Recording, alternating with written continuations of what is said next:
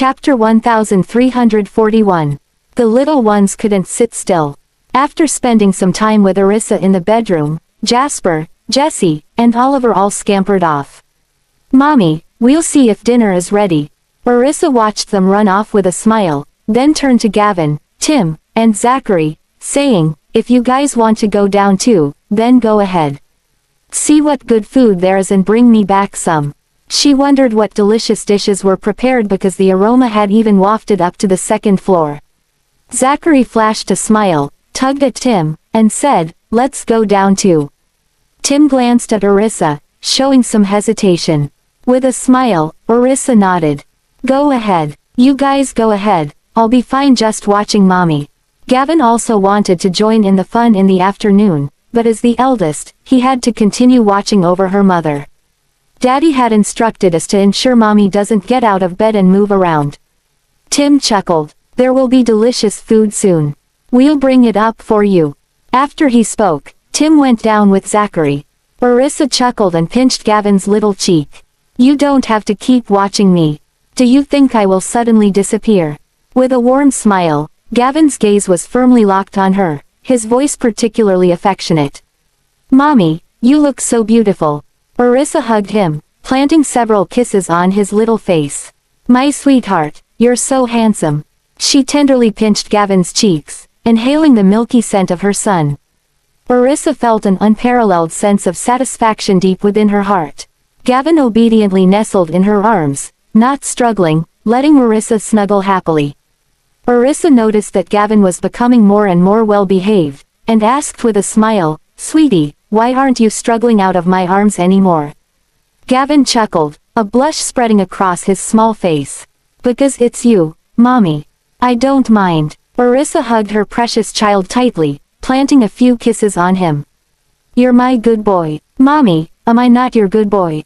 Jasper entered, carrying a plate of clam, teasing Orissa. Orissa smiled and looked at Jasper. "You guys are all good boys." Jasper approached the bed with a mischievous grin, handing over the clams. "Mommy, you and Gavin share this. I'm going to eat downstairs." "Jasper, is dinner not ready yet?" Orissa casually asked as she came over. "Not yet. There's still plenty of food," Jasper responded before dashing downstairs. Orissa picked up a toothpick, skewered a piece of clam meat, and brought it to Gavin's mouth. Gavin looked at her and laughed, saying, "Mommy, you eat it yourself. I can pick out on my own. Mommy has picked it out for you." Orissa stuffed another bite toward Gavin's mouth, and only then did Gavin eat it. However, Gavin just picked out some clam meat and brought it to her lips. "Mommy, you eat too."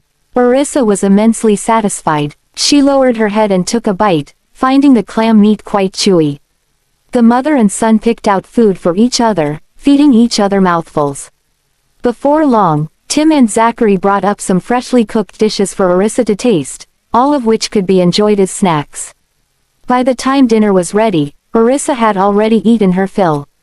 Benjamin came over and carried her to the dining room. "Is everyone here already?" she asked Benjamin, while wrapping her arms around his neck. "Everyone's here. We just need to head over." Benjamin responded with a smile, cradling her in his arms as they steadily descended the stairs. Orissa smiled and said to him, "I'm already half full. The kids have given me quite a lot to eat." With a smile in his eyes, Benjamin suddenly leaned in, taking a few sniffs of her. With a laugh, Orissa dodged and playfully scolded, "What are you doing?" With a slight smile on his thin lips, Benjamin teased her. "Let me take a sniff to see if you really have eaten." Orissa rolled her eyes in silence, muttering under her breath, as if it could be fake. Benjamin chuckled lightly. Sean and the others were calling them from the dining room, urging them to go over quickly. Orissa gently tapped his shoulder. "Hurry up. Everyone is waiting for us." Chapter 1342. The little ones were already waiting in the dining room, all seated in their chairs. A few adults were still waiting for Benjamin and Orissa. "Hurry up and come eat," Darius called out to the couple. "Here we are," Benjamin responded, striding forward with his long legs. He carried Orissa into the dining room and only after settling her comfortably in her seat, did he sit down himself. He called out to everyone, "Let's all sit down and eat."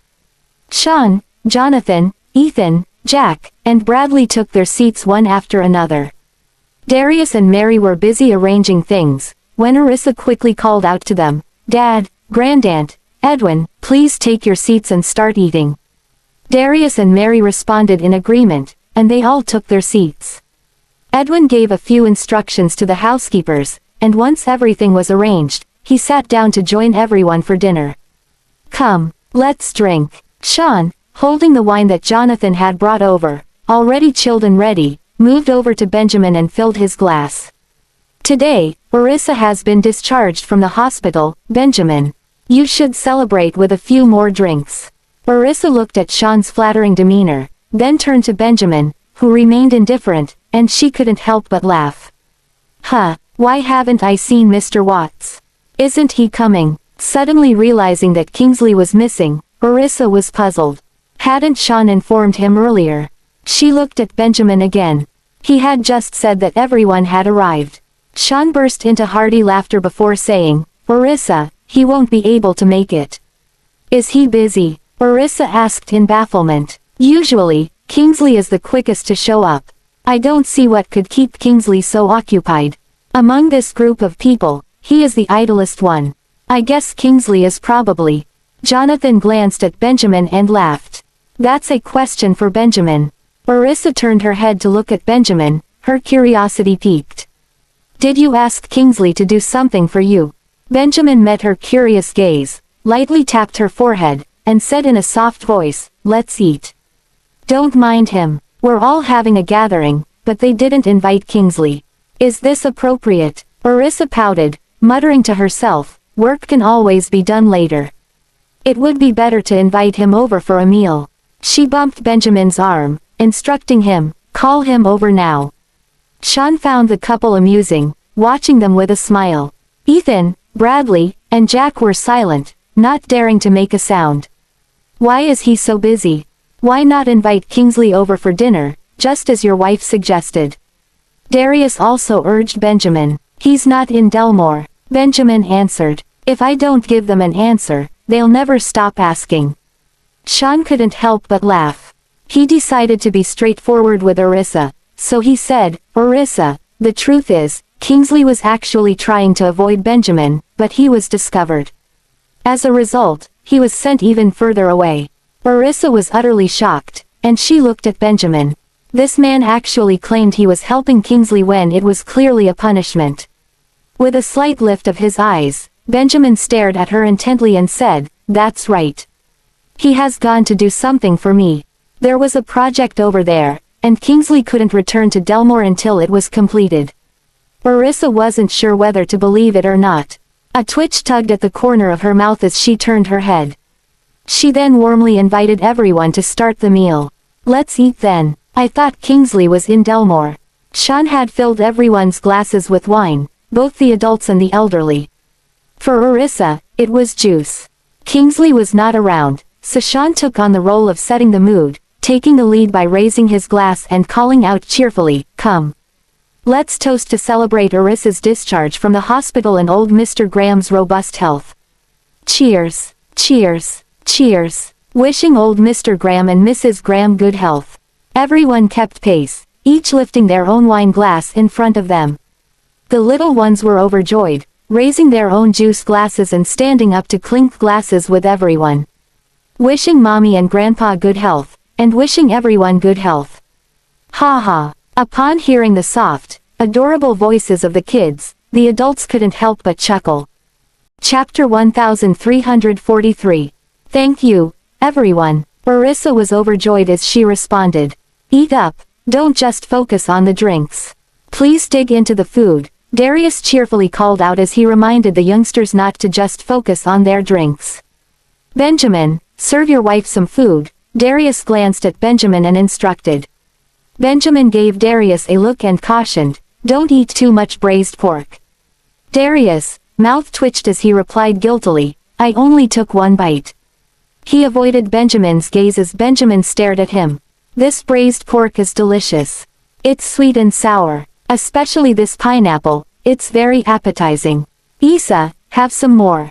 With that, Darius scooped up a few pieces and served them to Orissa. He even drizzled some sauce over her rice. It smelled incredibly delicious. Thanks, Dad, Orissa smiled. After taking a bite and finding it incredibly tasty, she turned to Benjamin and offered, "It's tasty, would you like a piece too?" "All right, eat up," Benjamin lightly chided. However, instead of criticizing her, his tone was filled with affection. Orissa chuckled, eating mouthful after mouthful of pork and taking more servings once she finished. She even secretly slipped a piece to Darius and Mary under Benjamin's presence. "Help yourself, guys," she called out to Jonathan and the others with a smile while serving the children dishes that were out of their reach. "All right, we will. You don't need to fuss over us, Orissa. We won't hold back," Jonathan responded with a smile, drinking and eating with everyone. "I'll do it. Eat your food." Benjamin pulled her hand over, took her spoon, and started serving the children. "Thank you, Mommy. Thank you, Mr. Graham." The kids chowed down until their cheeks looked plumper than a prairie possum, their voices as gentle as a spring breeze. Sean and Ethan couldn't resist dishing up extra food for the kids, all to soak in their sweet voices. A grin tugged at Jonathan's lips as he watched the adorable kids. He turned to Benjamin and queried, "Why do they still address you as Mr. Graham?" Benjamin cast a calm look his way and replied calmly, "No matter what they call me, it won't alter the fact that I'm their biological father." Sean and the rest chuckled under their breaths. Only Darius dared to tease him. "Sure, you can say that. But is calling someone, Daddy, the same as calling them, Mr. Graham? People will think you're their uncle instead of their dad. After all, just because they looked alike didn't necessarily mean they were father and child. They could also be uncle and nephew." "Ha ha." Sean and the others burst into laughter as Benjamin's face soured. Orissa gave Benjamin a look and gently whispered, "They're just joking." Everyone lowered their heads as Benjamin swept his sharp gaze across the room. Gavin looked around the table and served a piece of lamb for Benjamin. "Daddy, this is for you. Eat it quickly, or it'll be gone soon." Benjamin's heart warmed as he glanced at his son. "Okay, try some of this too." Zachary followed suit, serving Benjamin some braised pork ribs as a sign of respect. Tim, Oliver, Jasper, and Jesse all served Benjamin a portion of his favorite food as well. "Daddy, eat up." A slight smile played at the corner of Benjamin's lips as he looked at the group of bachelors sitting across from him. There was a hint of boastfulness in his eyes. "The food served by the children simply tastes better. Your envy won't change anything."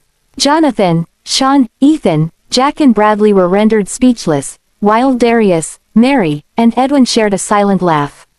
Orissa stealthily nudged Benjamin. She gently reminded him in a low voice as a smile tugged at her lips. "Enough is enough. Beware of the public's wrath. I intended to ruffle their feathers." Benjamin smirked wickedly. Orissa was at a loss for words as she shook her head in amusement. Chapter 1344. "Mommy, would you like more juice?" Tim peered over at Orissa, offering to refill her cup. "No more for me. I'll have soup later." Orissa turned to her son, noticing that there wasn't much juice left. "You guys can share the rest. Grandpa, great-grandaunt, Mr. Whitley, would you like more juice?" Tim asked the other elders. "No thanks," Darius replied with a smile. "No more for me as well. You guys go ahead." Mary smiled at Tim affectionately. "I'll pass as well, Tim. You guys enjoy." Edwin declined with a hearty laugh. Tim chuckled, then proceeded to pour the juice for Gavin and the others. "Eat first and drink later. You won't be able to eat your food if you fill yourselves up with drinks now," Orissa warned. They wouldn't be able to eat anything else if they drank the juice now. The kids grinned at her before setting their juices aside and eating their food. During the meal, Benjamin, Jonathan, Sean, and the rest drank quite a bit of red wine and barely ate their food. Orissa had already had 2 plates of pasta, but they hadn't eaten anything yet. "Don't just focus on drinking, have some pasta to line your stomach. You're going to feel miserable when you get drunk later. Rest assured, Orissa, Benjamin can handle his alcohol well, right, Benjamin?" Sean flattered Benjamin while refilling his cup. Jonathan chuckled in agreement. I can vouch for this. Benjamin never gets drunk unless he wants to. Ethan and Jack nodded in agreement as they also knew about Benjamin's drinking capacity. Benjamin handles his alcohol best among all of us. I've never seen anyone who can outdrink him. Orissa glanced at them before turning to Benjamin. Benjamin avoided her eyes as he seemed somewhat uneasy. Benjamin glared at Sean and the others. He said in a warning tone, "Who said I can't get drunk? I've just never dared to let loose when I was out. Benjamin, feel free to drink to your heart's content tonight. We're all here with you." Sean chuckled at Benjamin before turning to Orissa. "Is that okay, Orissa?" Orissa laughed. "Why don't you ask him? It's not me who's drinking.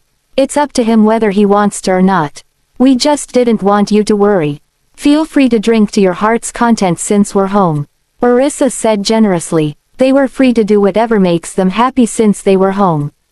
Else, what was the point of gathering at home?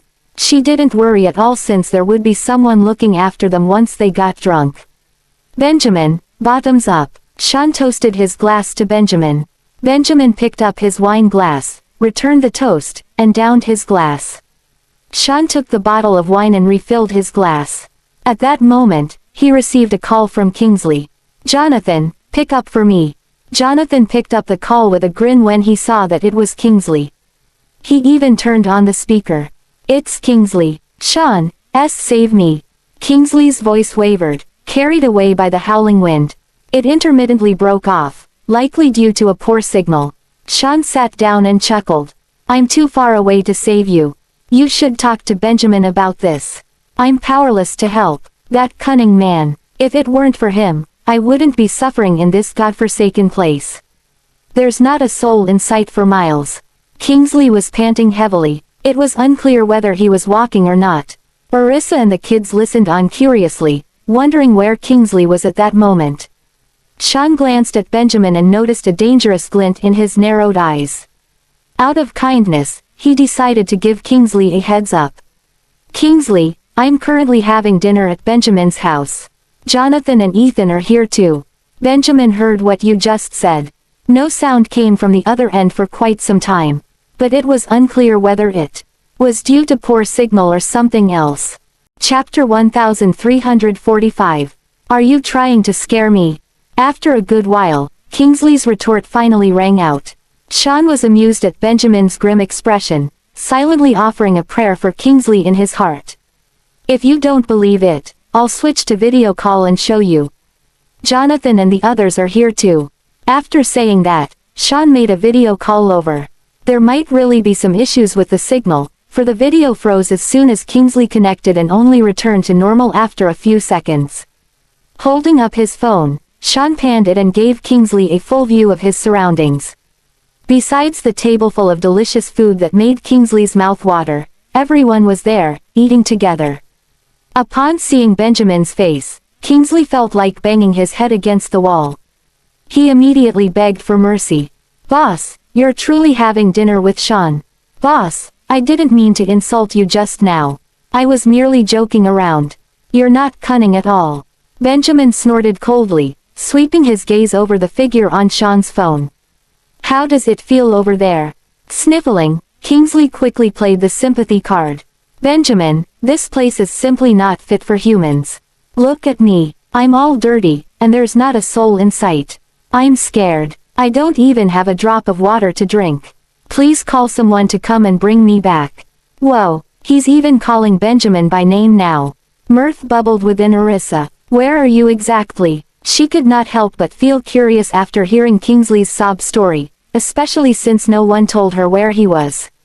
"Please save me, Orissa. Benjamin abandoned me in a godforsaken place where not a soul exists. It's a desert as far as the eye can see. If I die here, it'll cause my parents so much pain."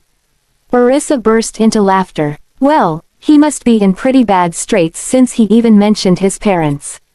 Seeing as you can still talk so much, you must not be anywhere close to dying. Stay there, and do your job for me."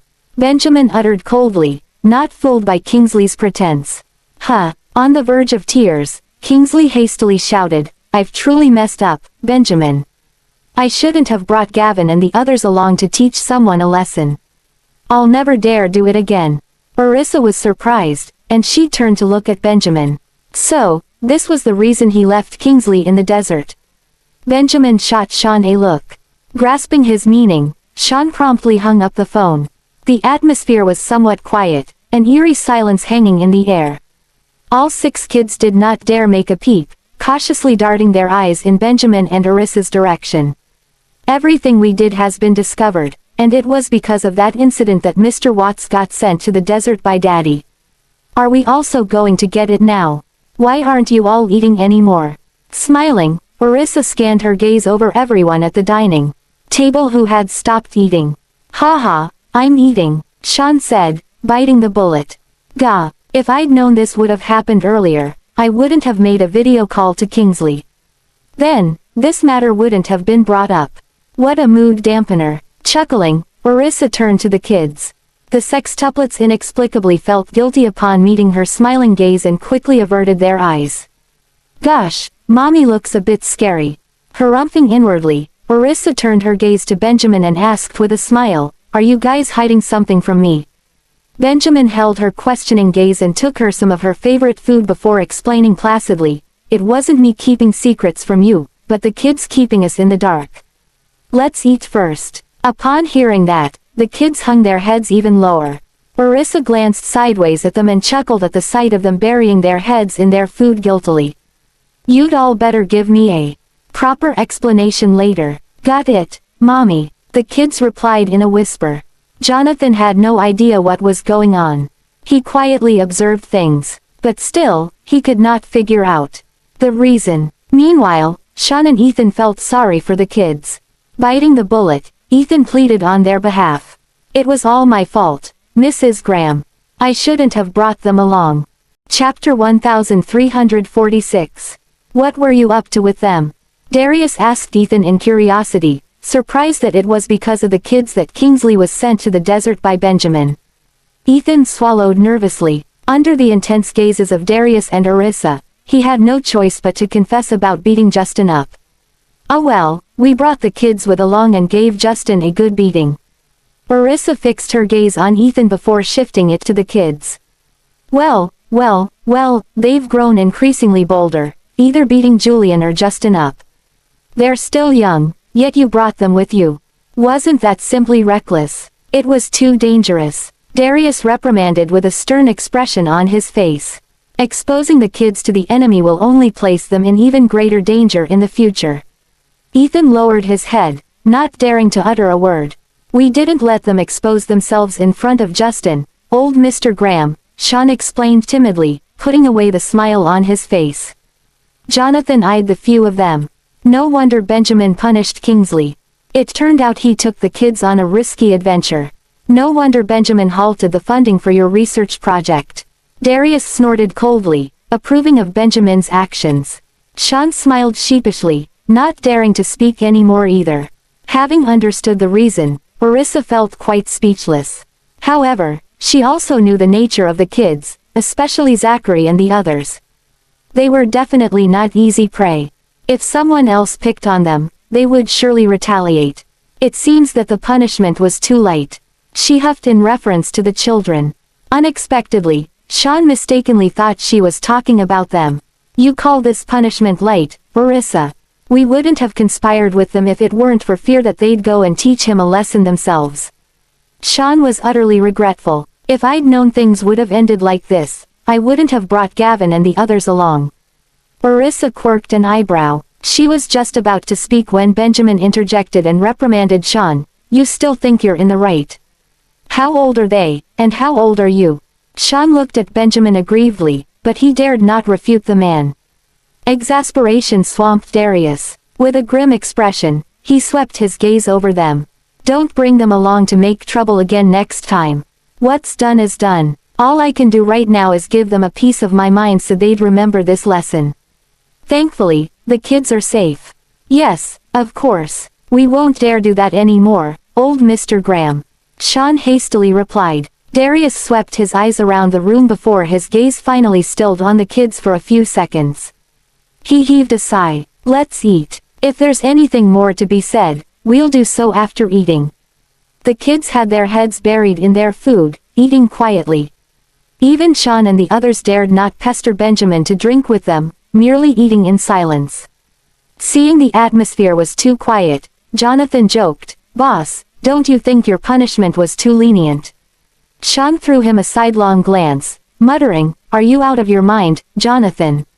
Do you need me to prescribe you some medication?" Good Lord, he's actually trying to persuade Benjamin to increase the severity of our punishment.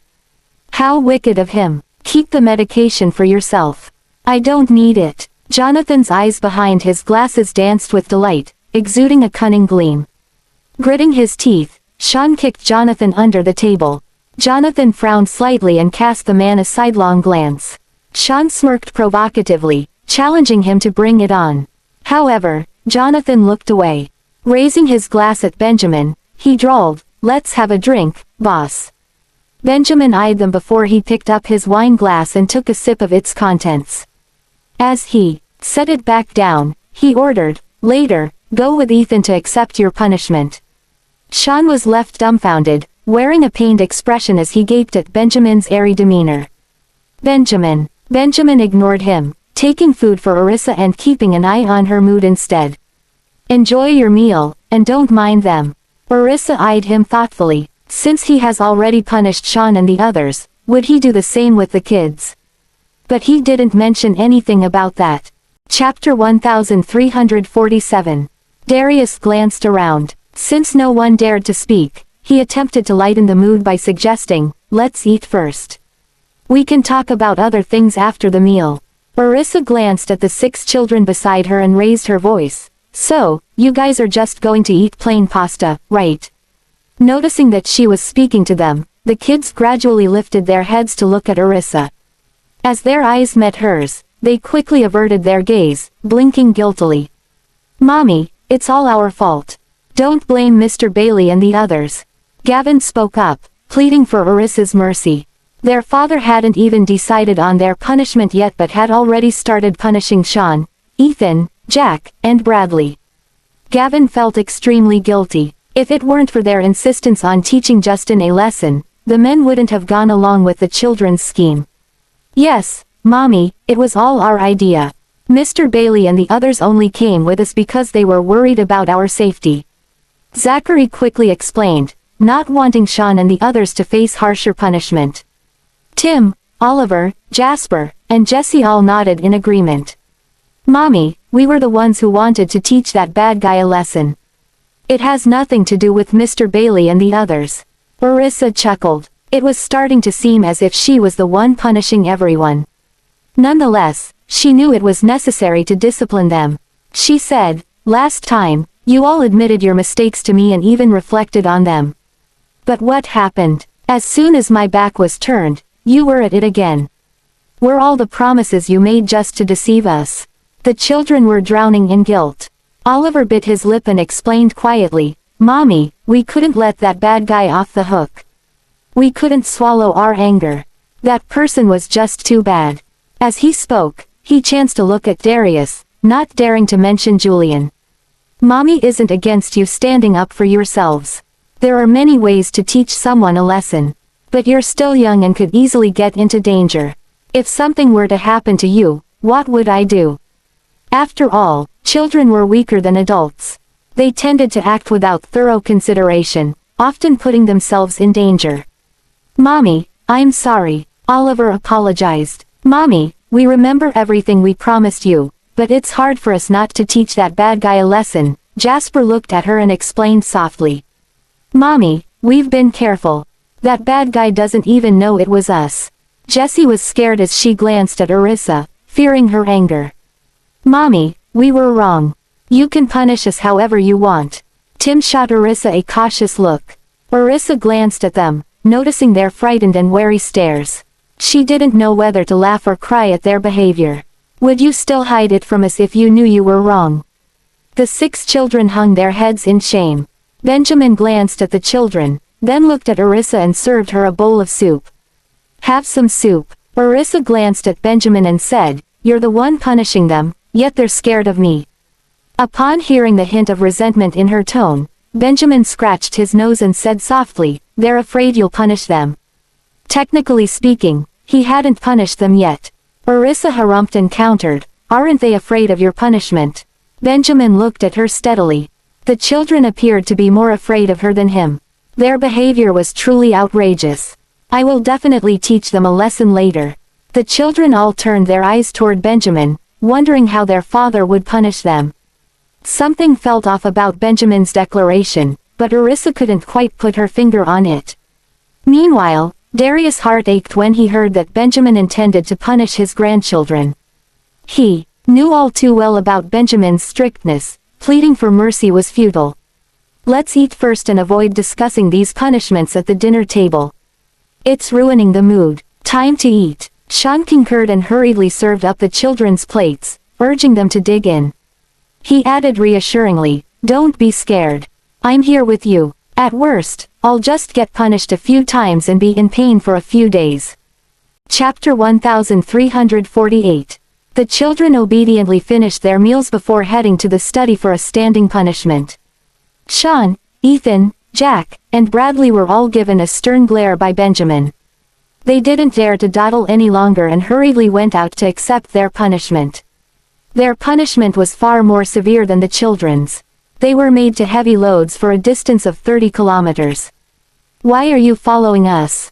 You should have just slipped away." Sean turned his head to look at Bradley. With a goofy grin, Bradley said, "I wish I could, but unfortunately, Boss also glared at me. Otherwise, he wouldn't have foolishly followed them." Sean chuckled, then said to Bradley, "Do you even know what our punishment is? Did you just come without knowing anything?" "What?" Bradley glanced at Sean, sensing something was amiss. He then turned his gaze to Ethan and Jack. "We're trekking 30 kilometers with weights." Ethan sympathetically patted Bradley's shoulder and advised, "You might still have a chance if you go back and plead with Mrs. Graham now." The corner of Bradley's mouth twitched. The punishment sounded too cruel. Did Mr. Graham specify that that was the punishment? Their confidence puzzled him. How did they know? Could it be that Mr. Graham had already mentioned it without my knowledge? Mr. Graham has always been clear about rewards and punishments. Needless to say, we already know what the punishment would be. Compared to Mr. Watts, our punishment can be considered light. Ethan felt much better after comparing their punishment to Kingsley's. "Don't include me in this. I'm far worse off than you guys." Sean glanced at them, regretting the words he had spoken at the dinner table. He should have kept a low profile in front of Benjamin. Jack chuckled and said, "I'm the one who's got it worst. I didn't even join you guys, and I still got punished." "Well, it's because you knew about this too but didn't tell Mr. Graham." Ethan shot him a cunning smile as if he had anticipated that Benjamin would find out. He figured it might be better to drag someone else into punishment, at least they'd be in it together. Jack's face darkened as realization dawned upon him. "No wonder you wanted to tell me about the plan. You're so cunning." Sean sympathized with Jack, patting him on the shoulder. "Let's hurry over, or we'll be up until midnight." Jack chuckled and said dismissively, "It's just 30 kilometers. I'll have it done in no time. You guys might take a bit longer though." Sean and Ethan were speechless. Bradley shared their sentiment. However, he was also slightly curious, as this was the first time he had encountered such a punishment. Alas, Bradley sorely underestimated the weights that he would be carrying. The moment Bradley hoisted the weights onto his back, he could feel the weight dragging him down, making it impossible to stand straight. Running 30 kilometers with the weights seemed like a Herculean task now. That night, only Jack managed to complete his punishment with ease, while Bradley, Ethan, and Sean flailed. After the children and the men left the dining room for their respective punishments, only a few elders remained at the table, along with Benjamin, Orissa, and Jonathan. A few of the elders didn't drink alcohol. After having their fill at dinner, they moved to the living room to enjoy some coffee. Orissa wanted to continue eating with Benjamin and Jonathan in the dining room. Seeing that everyone else had left and he was the only one not punished, Jonathan found the situation somewhat amusing. "Mrs. Graham, you should go and rest. Don't worry about me, I'll just have a drink with Benjamin." "No worries, I feel uncomfortable if I sleep right after eating too much, Orissa replied, with a smile while moving the rest of the dishes in front of them. Shall I have Grandaunt accompany you for a stroll in the garden? Benjamin turned his head and asked Orissa. He was about to call Mary over. No need, I'll wheel myself over. Orissa stopped him. She wanted to go to the study to check on the 6 little brats. Benjamin glanced at her, then stood up to fetch the wheelchair that was set aside. He gently lifted her into it and made sure to fasten her seatbelt. All right, continue enjoying your drinks with Mr. Patterson, but remember to eat some food to soak the liquor up. Orissa reminded him before maneuvering herself out of the dining room. Benjamin's gaze followed her closely, not wavering until Orissa's figure disappeared from his sight. Only then did he look away, only to meet Jonathan's teasing gaze. Chapter 1349. What are you looking at? Benjamin raised an eyebrow, his gaze carrying a hint of suppression. He exuded an imposing aura. Jonathan chuckled and playfully jested, I've noticed your undivided attention on Orissa. I never would have imagined that someone who typically displays little interest in women would one day have an enamored expression on his face. Snorting softly, Benjamin picked up his drink and swirled it around before taking a sip. When you meet that person, you'll naturally feel the same as I do. Jonathan imagined the scene for a moment, then decided he wouldn't act this way. I'm sure I'm not like you. Don't be overly definitive in your statements. Benjamin offered a word of advice from his personal experience. He had once held similarly staunch views, only to find himself unable to rein in his own heart. Jonathan chuckled. He gestured toward the study. Orissa has gone to the study. Benjamin glanced to the side, a trace of worry crossing his face. However, thinking that the children probably wouldn't dare to confront Orissa, he quickly reassured himself, his expression returning to normal. Let's drink. Benjamin lifted his chin slightly before he started discussing work matters with Jonathan. The two of them chatted while they drank. Orissa stepped into the study and discovered 6 children standing with impeccable posture in a corner, their backs straight. They were facing the wall. From their upright postures, it was clear they had experienced this many times. She made a noise on purpose, causing the children to turn their heads. In a soft, timid voice, they called out, Mommy. Orissa glanced at them and snorted lightly. Are you tired of standing? The 6 children glanced at her, unsure if she was expressing concern or implying something else, but they still responded earnestly, no. After all, they had only been standing as punishment for a few minutes. How could they possibly be tired so quickly? True, standing in the corner as a form of punishment doesn't seem to have the same effect on you all anymore. Orissa chuckled, but her tone caused Gavin and the rest to instinctively lower their heads and redirect their gaze at the wall. Orissa observed their behavior, feeling a mixture of amusement and exasperation, though she managed to maintain a composed expression. For the upcoming week, none of you are permitted to access the internet on your phones or allowed to watch television. All 6 children exhibited expressions of anguish. Their individual interests were deeply intertwined with the internet. Now, they were not only barred from online activities but also deprived of the enjoyment of watching TV, including the cartoon series they were avidly following. Mommy. The 6 children turned around, looking pitifully at Orissa. Orissa showed no mercy. Considering the punishment I've given you, it's quite lenient. Or would you rather run 30 kilometers instead? The 6 children blinked their eyes. Running a few kilometers might be doable for them, but 30 kilometers seemed too difficult. Zachary was the first to lower his head, making a wise choice. Mommy, go ahead and punish me. I admit my mistake. Oliver and Jasper took a quick glance at him then hurriedly followed suit, accepting the punishment from Orissa. Mommy, we agree to. They certainly don't want to run 30 kilometers. Quickly and discreetly, Jasper tugged at Tim's clothes, signaling him to accept immediately. Tim understood and quickly nodded. Mommy, if you don't want us to use our phones or watch TV, we won't. Seeing that they all agreed and no one was left behind, Gavin said, Mommy, we promise not to use our phones. You can confiscate them. Jessie was pouting. She felt utterly miserable at the thought. of not being able to watch cartoons or play games for the entire upcoming week. Orissa glanced at the little girl, her voice lowered with an air of authority. Jessie glanced at her, then replied in a soft voice, "Understood, Mommy." Orissa's gaze shifted across the group of children. None of the 6 dared to utter a word, as they were uncertain about what else she might have to say. Deep down, they harbored a secret and felt a trace of guilt, fearful that she might discover it. Gavin exchanged glances with Tim and Zachary, signaling with his gaze that they should tell Orissa the truth. Otherwise, if she found out, they would get punished again. Chapter 1350. Mommy, Gavin called out softly. When Orissa looked at him, he retreated back into silence. What's the matter? Orissa raised an eyebrow. She didn't seem to be in a good mood right now. Gavin shook his head, diverting the topic. Mommy, you should go and rest. We'll carry on with our standing punishment, he suggested. Orissa glanced at them and warned, Stand straight. Your father is right over there in the dining room. She was saying that even if she wasn't keeping an eye on them, their father wouldn't let them off easily. The 6 children nodded. They turned around and continued standing. They held no remorse for imparting a lesson to Justin. Beating up the antagonist had brought them great satisfaction, making them willing to endure a bit of punishment if need be.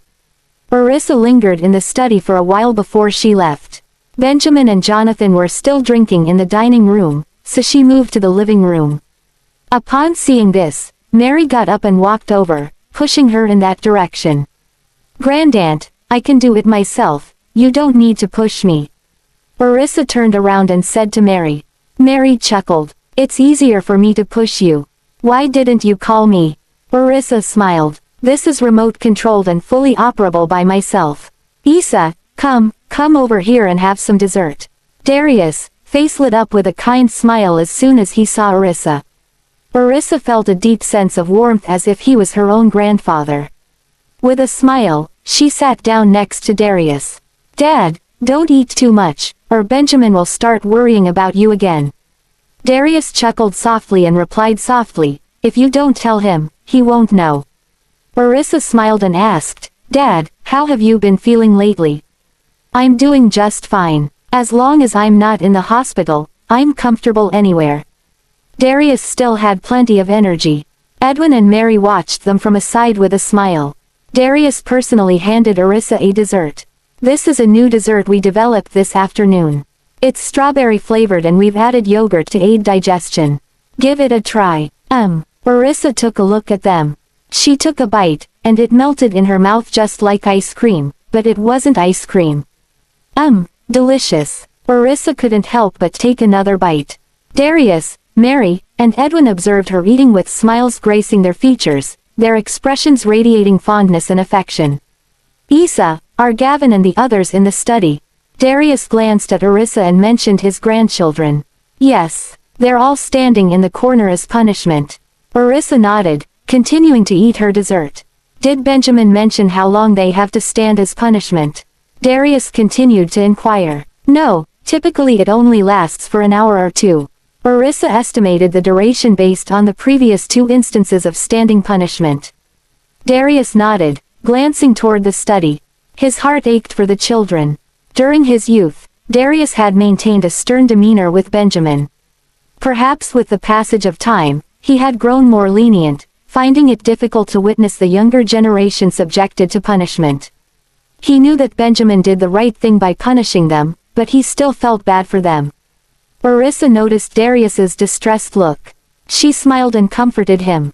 I just went to check on them, and they all seem to think that standing as a punishment is no big deal. They're all used to it. Used to standing. Darius' voice was a bit louder. Had they been punished before? Orissa paused for a moment and decided not to mention Julian's incident. They teased Benjamin, so I punished them by making them stand previously. Darius appeared taken aback, his countenance reflecting curiosity along with a touch of excitement. How did they tease him? Orissa glanced at Darius, smiling as she told him about the children tricking Benjamin into drinking an entire bottle of prune juice, which gave him diarrhea. Darius couldn't help but laugh uproariously while slapping his thigh. Edwin and Mary were both shocked. Thinking about what the children had said earlier, Edwin couldn't help but laugh out loud.